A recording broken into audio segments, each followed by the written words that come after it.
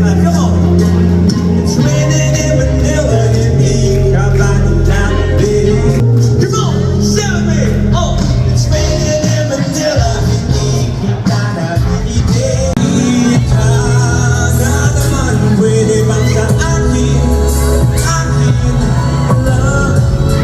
Kung akin ka na naman. A very wonderful, thought-provoking, and very touching movie. So I hope you enjoyed it. We made it with love.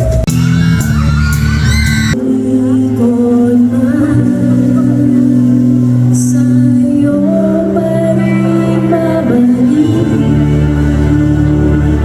itong islang lumipas.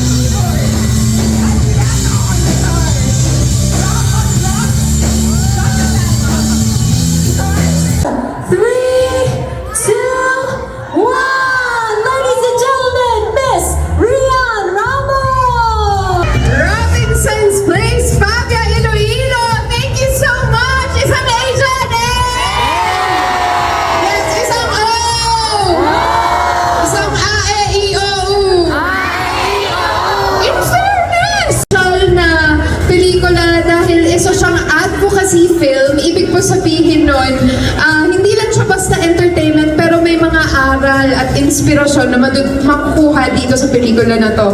Kaya sana po, ma-encourage nyo po ang mga kakilala nyo, mga friends nyo, especially the young women of Iloilo to watch this film.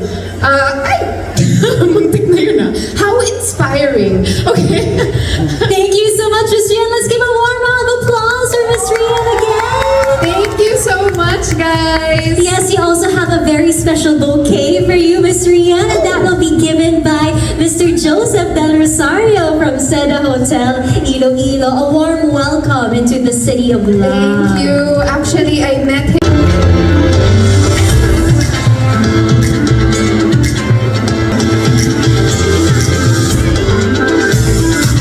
And let's give them a warm. It'd be so lovely if we heard more about it from you, Miss Rian. Yes, happily. So, ang mga lessons po na makukuha natin dito sa pelikula na to ay dahil minsan masyadong nagiging limited ang mga options for work pag galing sa probinsya na hindi naman tama dahil kahit saan ka galing, kahit saan ka lumaki, dapat pantay-pantay tayong lahat. At lahat din kaya natin, di ba? Kaya nyo? Yes! Ayun, and another thing, isa po siyang movie about women empowerment dahil hindi din nagiging equal ang working opportunities ng mga babae sa mga lalaki minsan. Sometimes naiisip natin na, oh, babae, ibig sabihin magaling ka magluto, mag-alaga ng bata, o maglinis. Which is fine also, kasi mahilig din akong gawin yung mga bagay na yon. Pero ang importante po, ay binibigyan natin ng choice yung tao. Pwede niya gawin ang kahit anong gusto niyang gawin at pwede niyang abutin ang kahit na anong gusto niyang abutin na dream.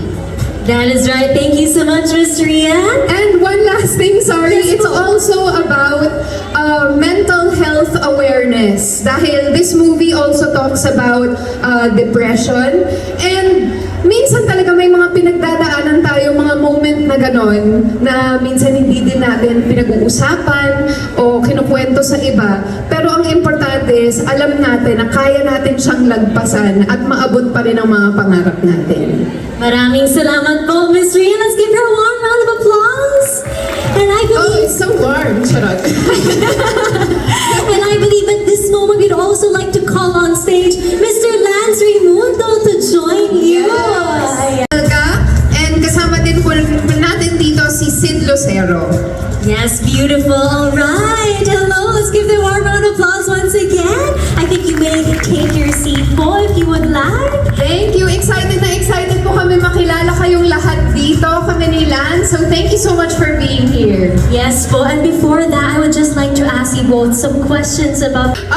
Actually, mas na-inspire ako lalo dahil alam ko na hindi lang to basta kwento na sinulat, pero kwento to, life story ng totoong tao na si Miss Marge, na talagang tinulungan ng mga babae sa Bulacan makakuha ng mas magandang working opportunities. Kahit na may mga challenges along the way, kinaya niya lahat dahil sa kanila. Ang natutunan ko dito is don't let anyone tell you that something's impossible. You have to believe in yourself, believe in your own abilities, at saka believe in your dreams. Kasi pag may dream ka na gusto mong mangyari, naisip mo lang yun dahil nilagay yun ng Diyos sa puso mo. Ibig sabihin, destined ka para makuha yun at meron ka ng kakayahan at lahat ng tools na kailangan mo para makuha yun. Thank you so much, Miss Rian. And for Mr. Lance naman po, you play Dr. De Vera in the film, right? The therapist. May you tell us how this role may have positively affected you playing a therapist po? Well, the role is close to my heart because yung ex-girlfriend ko had a similar situation as Marge. So, nasamahan ko rin siya during her therapies. That's why it was also easy for me to play this character. It's because napapanood ko siya and it was part of my life. So, it's like a therapy for me as well. Because syempre pag may pinagdadaanan yung mahal mo sa buhay, you carry that burden along with her, di ba? And you support her. That's right. Maraming salamat po. And just a last one for the both of you po. Can you please invite our dear Ilonggos to watch the film and maybe just one message that you want them to remember? If you want a movie that will touch your heart and make you feel empowered, whether you're male or female, this is human empowerment. Please watch and support Miss Provinciana, which will be showing nationwide this coming August 7. And please spread the word. Tell everyone it's worth it. Ayun po, tulad po ng sinabi ko kanina, gusto ko lang din po kasi i-clarify na hindi ibig sabihin pag women empowerment, ibig sabihin, mas okay yung mga babae kasi lalaki, hindi po ganun yun. Ang asawa po ni Miss Marge is one of the most supportive people I have ever met. At saka, alam mo yun, hindi mo alam kung magagawa niya lahat yun kung wala siya. Isa siyang malaking parte ng success ni Miss Marge. Kaya malaking bagay ang mga lalaki sa women empowerment din. Kasi kayo yung nakakabigay din sa amin ng lakas.